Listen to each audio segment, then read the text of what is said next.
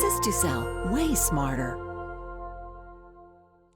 Hello everybody and welcome. This is a live Reno Sparks real estate market update, this time for January 2022. And these are actually going to be stats and statistics through 2021, really the end of December 2021. So even though it is January, we obviously don't have all the sales stats because January is not over yet. But what we wanted to do is take a look back at 2021 and a look ahead at 2022. And like, for example, average 30-year mortgage rates just hit a 52-week high. It's the highest they've been in over a year. How is that going to affect home prices going forward? Are we going to see them level off and soften, maybe come down a bit, or are they going to continue on a crazy pace? And remember, we're going to see massive appreciation again this year. Also, inventory. Are we going to see more homes or less homes on the market going forward? We'll answer all those questions and a lot more here in just a few minutes. But a couple of items that I want to discuss first. Number one, this is only for the Reno Sparks metro area. This does not include Fernley, Fallon, Minden, Gardnerville, Carson City, Dayton, etc. It's just the greater Reno Sparks area. And this is going to be a macro or a 30,000 foot view of the real estate market. So we're not going to get into, individual neighborhoods or sizes of homes or price ranges, etc. If you do want more information on your specific home, maybe you're thinking about selling in the next few months or this year, maybe you're thinking about buying a home and you just want to know what your value would be on your home, simply go to our website right here at forrenohomes.com, and right front and center you'll see Find Out Now. You can't miss it. Click on that button, fill in your address, you'll get an automated report with a nice range of prices where you might be able to sell, and then we'll follow that up with even more detailed information on your property, all completely free of charge, just to make sure you're armed with the best information that you can have when considering selling your home or potentially buying a new one. So there you have it, forrenohomes.com. So let's dive right into the numbers. And the first thing we always like to cover, and if you've watched any of my videos, any of our videos on the market updates over the last couple of years, we usually hit on mortgage rates first. And the reason for that is they have the biggest impact on home prices going forward. You'll also know, if you watched our videos, that we've been predicting interest rates headed higher for the last, 6 to 9 months. And one of the main reasons for that is because inflation has been running extremely hot. And I'm sure you feel it, all of us feel it. You go to the gas pump, you're paying more. You go to the grocery store, you're paying more. You go to Home Depot or any other store, you're paying more for just about everything. Everything's getting extremely expensive, and that's caused by inflation. And the one way the Fed has to battle inflation and keep it in check is to raise interest rates. You see, housing is a huge part of GDP, or gross domestic product, United States. It contributes a ton to the economic activity that we see every day, from building houses to remodeling houses to mortgage companies, title companies. The list goes on and on and on.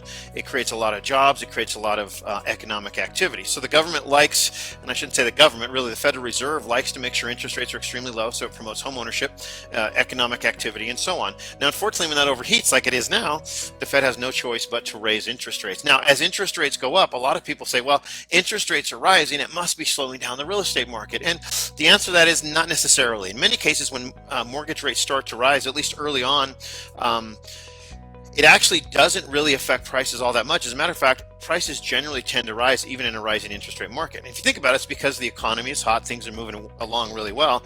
So usually in a rising interest rates environment, the Fed is trying to slow things down. So it takes a while for that slowdown to take effect. I don't expect a lot of changes, at least over the next 3 to 6 months in price. I still think you'll see some appreciation depending on the price range and the bracket.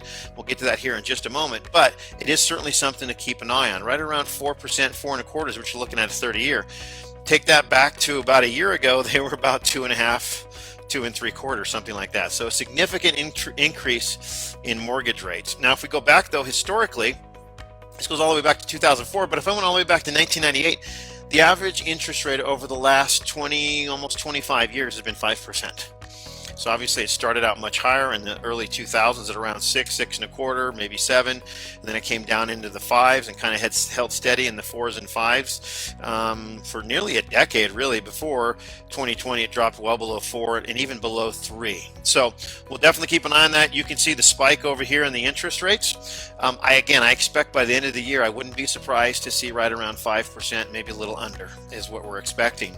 Now, the reason we're expecting that is because I don't think inflation is going to slow down anytime anytime soon. The Fed has already come out and expects 4 to 5 rate hikes over the next 12 to 18 months. And as those go, and they're also going to start tapering their bond buying and their mortgage-backed security buying. So I don't want to get too much in the weeds on interest rates, but expect interest rates to rise. Now, obviously, as interest rates rise, that does put downward pressure on home prices going forward. Now, speaking of home prices, the most headline-grabbing stat that we see all the time, whether it be in newspapers or online or whatever, is the median home price. And we are at a new record at $545,000 for December 2021. Now, if you compare that to the previous period, this would be the previous month in November, it's only up slightly, like 1.9%, but it's up a whopping 21.2% from this time last year, from December 2020 till today, up 21%. That's a significant move. And you can actually see that move right here in this chart. It's right in this section here. Now, as you can see, we usually get upward trend followed by a little bit of downward pressure, or at least a flattening, and then a little bit upward pressure and a flattening, upward pressure, flattening, upward pressure. Now, we started to get this flattening, and then you'll notice what happened in 2020, late 2020. This is actually after the pandemic. A lot of that pent-up demand and activity and people moving took place, and that actually lowered inventory and created massive demand. That's when you start to see multiple offers and so on, and that's when you saw this spike and this increase right here. Now you can see you start the level off. Now, my opinion, I think you might see a little bit spike higher, but it's only going to be minimal. I don't think you're going to see, well, I know you're not going to see this 21.2%. That would be extremely unlikely given the fact that interest rates are going up. There's, the economy is trying to recover and so on. So we'll keep an eye on median price, but right now this is all for all of Reno Sparks, just to be clear. This isn't just Reno or just Sparks. Reno slightly higher, I think at around 575. I think Sparks a little bit lower, like 525, but the average is for both Reno and Sparks is 545,000. Now let's look at number of sales. This is for December 2021, 520 closed sales. And that's actually down slightly from the previous period, which is fairly common for this time of year. Keep in mind, these are for December. December is traditionally a very slow month, as is really the end of November through like mid to late January. So those month and a half, 2 months are very slow. So 520 is down slightly from November, and only down 6.3%. It was 555 in December of 2020, and we're at 520 today. So only a slight fall, and you can see a pattern starts to emerge in our sales. Winter, January, listings start to peak up, sales follow suit. We peak out somewhere around April, May, June, in that range before we see a slight fall off, and then maybe a little pop in the fall before it falls off. Got winter, January, summer, fall, winter, fall off. And it continues back and forth. Had the same similar reaction here, a little pop.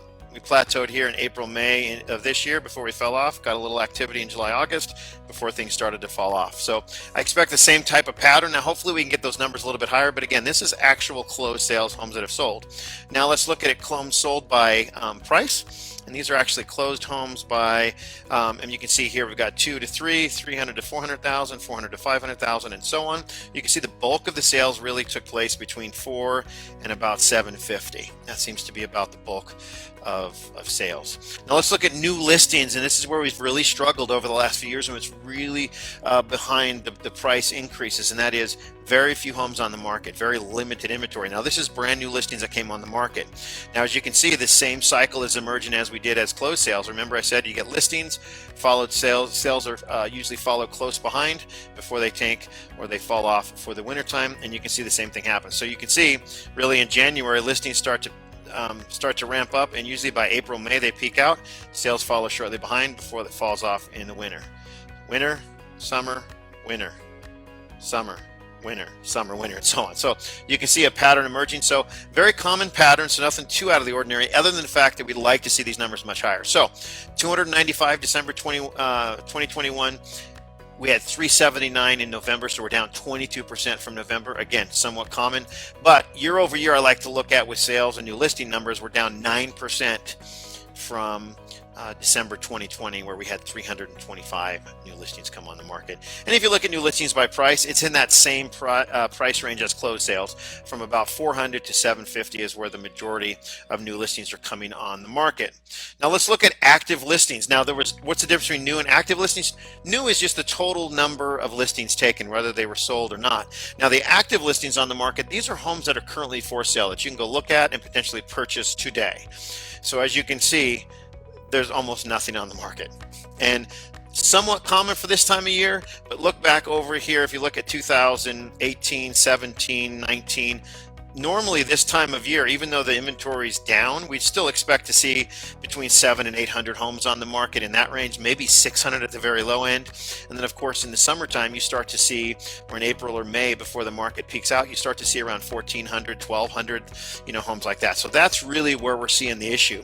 Super low interest rates, no inventory creates tremendous demand. That's going to push prices higher. So 285 homes currently on the market, or on the market in December of 2021. That's down 6.6% from the previous year, where we had 305, and it's down a whopping 36.4% from the previous period, which is November of 2021. So again, not at all uncommon to see the number of listings or active listings drop in December, but that's dropped significantly. So if we can get active inventory turned around in a market, that's when you'll start to see prices level off and potentially soften up.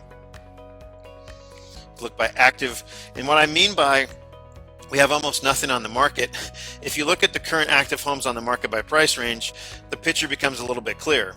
If you look at 1.5 million and more, 1 to 1.5 million, which is this bar, 750,000 to a million, which is this bar, and 6 to 700, if you're to back up these upper end price ranges, I mean, really, we only have maybe 150 homes on the market under 700,000, under 650, 700,000. We've got about 55 from 5 to 6. We've got a little over 30. That puts us at 80 something, another 10, 90. So we've got actually just barely over 100 homes for sale under the 600 price range. And again, that's where the problem lies. There's not a lot of active inventory there to choose from. Speaking of active inventory, I like to look at absorption rate. And what absorption rate, all it means is how much standing inventory we have on the market and how long it takes to sell through. In other words, let's say you sell on average 500 homes a month in our market in Reno Sparks. It's actually probably closer to 550, 600 a month on average. But let's just call it 500 for round numbers. And let's say we have 1,000 active homes on the market. We have 2 months of inventory, because it would take 2 months. If we didn't list another home or put another home on the market, it would take 2 months at 500 per month to sell through. So that's 2 months supply. Now, just for reference, we like to look at this number because that gives us an indicator on whether we're in a buyer's market, seller market, or more of a stable or neutral market. Now, what's the difference? Well, a seller's market means exactly that. The sellers usually have control. They can dictate prices because there's a lot more buyers and very few sellers. So when you have a lot of buyers chasing your product or chasing your house, you're going to be able to command a higher price, right? So we're firmly in a seller's market. You see a seller's market happen when you have roughly below 3, when you get about 2.5, 3 months of inventory or less, you start entering a seller's market. We're at 0.5, so we're firmly in a seller's market. Now, the opposite is true for a buyer's market. If there are a ton of homes on the market and there's only a few buyers, well, the buyers can kind of dictate the price. They can negotiate, offer sellers less money because there's tons of homes to choose from. We're clearly not there, but that's usually right around 4 to 5 months and up, you start to see more of a buyer's market. Now, a stable or neutral market, which is where we'd like to see it, where there's enough homes for the buyers that are out there, there's roughly equal amount of buyer and sellers out there. You like to see that right around 3 months, between 2.5 and 3.5, 4 months, kind of in that range. So we have a long ways to go to get more of a stable neutral market. We're firmly in a seller's market. We're half a month's inventory, which is down very slightly from last year around this time, and down 33% from November. Again, not at all uncommon for this time of year if you look at month supply. And here's where it gets kind of crazy. If you look at the 1.5 million, 1 to 1.5 million, 750 to 900, if you back out this upper end stuff, we would have less than 0.3, a third of a month's inventory on the market. So clearly, not a lot of inventory on the market. So where does that leave you? Look, if you're looking at selling your home now is a wonderful time because there's very low inventory and it will remain this way for a period of time. But as March, April, May, June hits, you're going to see more and more inventory, more competition hit the market. So you may not be able to command as much. But also, remember when I opened up, we talked about interest rates. Interest rates rising, that's less people can afford over time. That probably not right away, but over time is going to start to put pressure on home prices, and the amount of multiple offers and the amount of appreciation you see is probably going to start slowing down, and maybe even slowing down significantly over the coming months. So if you've been kind of holding out, waiting, wondering when the best time to sell is, we may be right upon that time now. But if you want more details, as I mentioned a while back, if you want more information on selling your home or what your home is actually worth, you can visit our website over here at forrenohomes.com. We'll sell your home for only $39.95. Our fee for homes over $400,000 is only 1%. And if you did want that quick, free, no obligation market analysis, really easy to find right here. Just click on Find Out Now, type in your address, and we'll send you a valuation. Thanks for joining us. We look forward to talking to you soon. Best of luck going forward. It's a fascinating real estate market, and you could rest assured that we're going to keep an eye on it for you month after month. So come back and see us next month for more information. Look forward to talking to all you real soon. Have a great evening, everybody. Bye-bye.